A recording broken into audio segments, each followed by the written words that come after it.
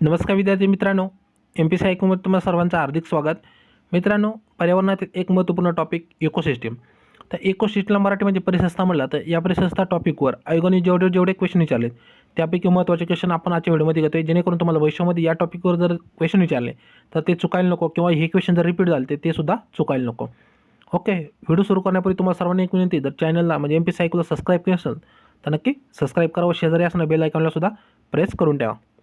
तर पहिला क्वेश्चन आहे, डिसेंबर 1972 मध्ये वृक्षाच्या संरक्षणासाठी चिपको चळवळ कोणी सुरू केली? हा राज्यसेवा मेस 2019 ला क्वेश्चन विचारला आहे. चिपको आंदोलन, चिपको मुवमेंट किंवा चिपको आलिंगन, शब्द वेगवेगळे अर्थ किंवा वेगवेगळे विचारू शकतात.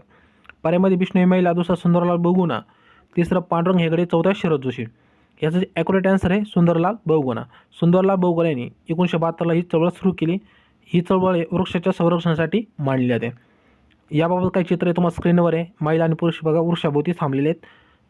याचा उद्देश फक्त वृक्षांची जी कटाई होणार होती तर ती थांबण्यासाठी ही चळवळ सुरू झाली होती. चिपको आंदोलन 1973 ला उत्तराखंड आणि काही भागामध्ये उत्तर प्रदेशमध्ये सुरू झालं, पण याची सुरुवात 1972 ला सुंदरलाल बहुगुणा यांनी केली. त्यानंतर दुसरा क्वेश्चन आहे, जोड्या लावायला विचारला आहे. राज्यसेवा मेस 2019 ला क्वेश्चन विचारला आहे. पर्यामध्ये एक साईडला वायू दिले, दुसऱ्या साईडला वातावरणातील प्रमाण दिले. वायूमध्ये नायट्रोजन दिले, ऑक्सिजन दिले, कार्बन डायऑक्साईड दिले, ओझोन दिले. तुम्हाला याचा आन्सर ॲक्युरेट माहीत असणार आहे. तर नायट्रोजनचे प्रमाण सर्वांना माहिती 78%. हा कधी विचारला आहे? राज्यसेवा मेन्स 2019 ला विचारला आहे. ऑक्सिजनचं 20% आहे, कार्बन डायऑक्साईड 0.03 आहे, ओझोनचं 0.04 टाइम्स 0 किंवा नॉट म्हणा 6% आहे, म्हणजे दुसऱ्या नंबरचा पर्याय नंबर 1 नंबर निघतो. तर नायट्रोजन सर्वांना माहिती 78%, ऑक्सिजन 20.94%, कार्बन डायऑक्साईड 0.03%, म्हणजे 0.03% म्हटलं जातं, आणि ओझोन 0.0006%. ओके, 1 नंबरचं निघतं. ह्या ठिकाणी तुम्हाला सर्कलमध्ये दाखवले नायट्रोजन 78%, ऑक्सिजन 20%, कार्बन डायऑक्साईड 0.03%. जे इनर्ट गॅस आहेत क्रिप्टॉन, झेडॉन, रेडॉन म्हटलं जातं, मेनली आर्गॉन 0.97%, वॉटर वेपर 1% आहे. नेक्स्ट क्वेश्चन, परिसंस्था म्हणजे इकोसिस्टीम ही जी संकल्पना आहे सर्वप्रथम 1935 मध्ये कोणी वापरली विचारलं आहे? राज्यसेवा मेस 2018 ला क्वेश्चन विचारला आहे. पर्यामध्ये A.J. टान्सले, दुसरं जे डार्विन, तिसरा आय न्यूटन, चौथा आहे रुदरफोर्ड. याचं जे ॲक्युरेट आन्सर आहे मित्रांनो A.J. टान्सले. तर जी परिसंस्था ही संकल्पना आहे सर्वप्रथम कोणी वापरली विचारलं तर A.J. टान्सले यांनी वापरली. इकोसिस्टीम म्हणजे काय समजून घ्या. इकोसिस्टीममध्ये फ्लाईज येतात, वॉटर वीड्स येतात म्हणजे तण येतं, फिश येतात, स्नेल्स येतात, सूर्य येतं, वॉटर येतं, फ्रॉग येतं, झाडे झुडपे सर्व गोष्टी याच्यामध्ये येते. ही काय आहे? ॲक्वॅटिक इकोसिस्टीम मानली जाते. ओके, किंवा वॉटर इकोसिस्टीम म्हणा. असे इकोसिस्टीमचे प्रकार आहेत. ॲक्वॅटिक आहे, डिझर्ट आहे, वेगवेगळ्या प्रकारची नावं त्याला आहेत. त्यानंतर नेक्स्ट क्वेश्चन, अन्न साखळीतील म्हणजे फूड चेन म्हणलं जातं इंग्लिशमध्ये. ऊर्जा विनिमयाची जी एनर्जी एक्सचेंज म्हणलं जातं, प्रक्रिया गुंतागुंतीची असून ती अनेक स्रोतातून जाते तेव्हा त्याला डॅश म्हणतात. राज्यसेवा मेन्स 2018 ला क्वेश्चन विचारला. पर्यामध्ये पुन्हा एकदा क्वेश्चन आहे का? अन्न साखळीतील ऊर्जा विनिमयाची प्रक्रिया गुंतागुंतीची असून ती अनेक स्रोतातून जाते तेव्हा त्याला काय म्हणलं जातं? राज्यसेवा मेन्स 2018 ला क्वेश्चन विचारला आहे. पर्यायामध्ये अन्नजाळी विचारलं आहे, दुसरं जैव आकार, तिसरं अन्य स्तूप, वरील कोणते नाही. याचं जे ॲक्युरेट आन्सर ते अन्न जाळी फूड चेन म्हणलं जातं. ह्या ठिकाणी पाहायला भेटन वीड आहे, त्याच्यावर तुम्हाला या ठिकाणी कंज्युमर सापडन, त्यानंतर फ्रॉग, नंतर स्नेक, नंतर गरुड, त्यानंतर डिकम्पोज होऊन पुन्हा एकदा ही प्रक्रिया सुरू होते. त्यानंतर नेक्स्ट क्वेश्चन, दोन लगतच्या जीव समुदायामध्ये संक्रमणात्मक म्हणजे ट्रान्झिशनल म्हणलं जातं प्रदेश डॅश म्हणून ओळखला जातो. म्हणजे दोन समुदाय दोन इकोसिस्टीम म्हणलं जातं त्यांच्या लगतचा जो भाग आहे त्याला काय म्हणलं जातं? पर्यामध्ये इकोझोन दिले, दुसरं इकोपोज दिले, तिसरं इकोटोन दिले, चौथं इको टाईप.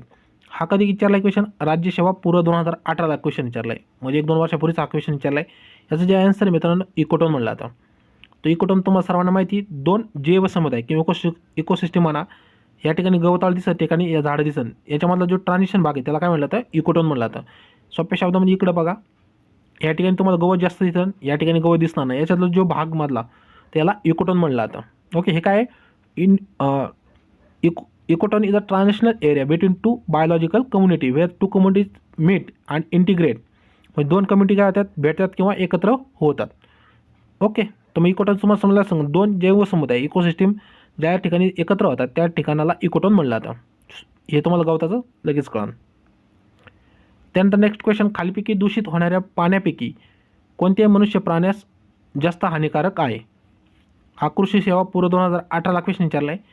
पर्याय आपण बघू, रासायनिक खते व कीटकनाशके यांच्या शेतीतील अतिरेकी वापरामुळे. त्यानंतर दुसरं, निर्माण होणाऱ्या हानिकारक जीवाणूचे पाण्यात मिसळले गेल्यामुळे.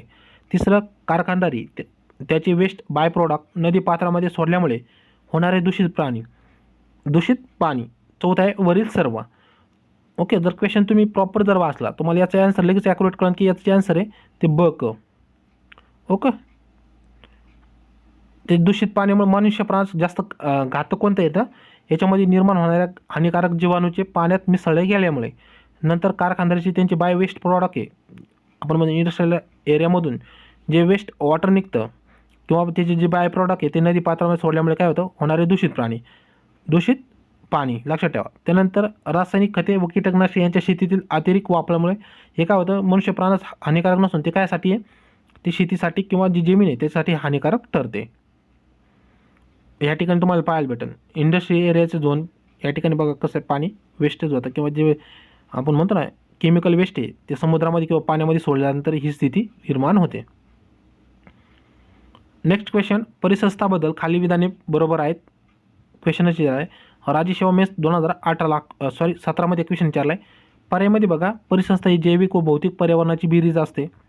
दुसरा, परिसंस्था एक निर्धारित क्षेत्र व्याप्त करते. चौथा आहे सौर ऊर्जा परिसंस्थेचा प्रमुख ऊर्जा स्रोत आहे.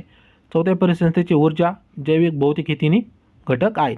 तर आपल्याला विचारले वरीलपैकी कोणते विधाने बरोबर आहेत. 4 विधान दिलेत. याचं जे ॲक्युरेट आन्सर आहे मित्रांनो ते आहे 4 नंबरचं, सर्वच बरोबर आहे.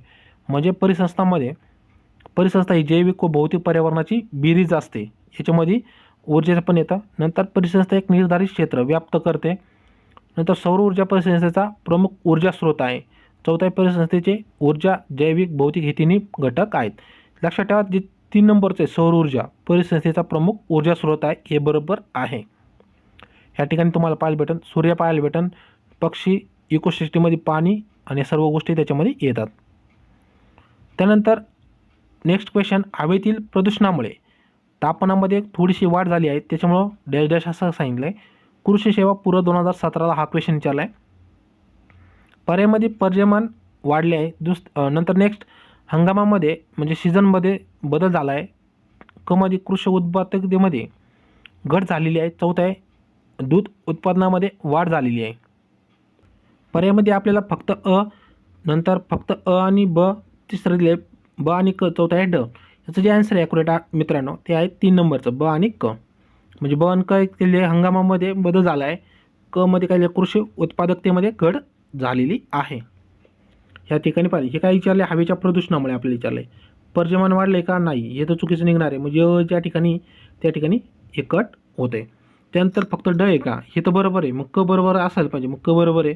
नंतर ड तर दूध उत्पन्नामध्ये वाढ झाली हे चुकीचं आहे. दूध उत्पन्नामध्ये वाढ होती का, नाही आहे. मग हे पण चुकीचं निघतं. मग पर्याय कोणता निघतो, हे 3 नंबरचा निघतो. त्यानंतर नेक्स्ट क्वेश्चन, या ठिकाणी तुम्हाला पाहायला भेटेल चित्र. हवेचे प्रदूषण हे वातावरणातील थेट अथवा प्रत्यक्ष डॅश बदलाचा विशिष्ट परिणाम आहे. कृषी सेवा पूर्व 2017ला हा क्वेश्चन विचारला आहे. त्याच्यामध्ये भौतिक दिले, रासायनिक दिले, जैविक दिले. याचं जे आन्सर मित्रांनो ते 4 नंबरचं आहे.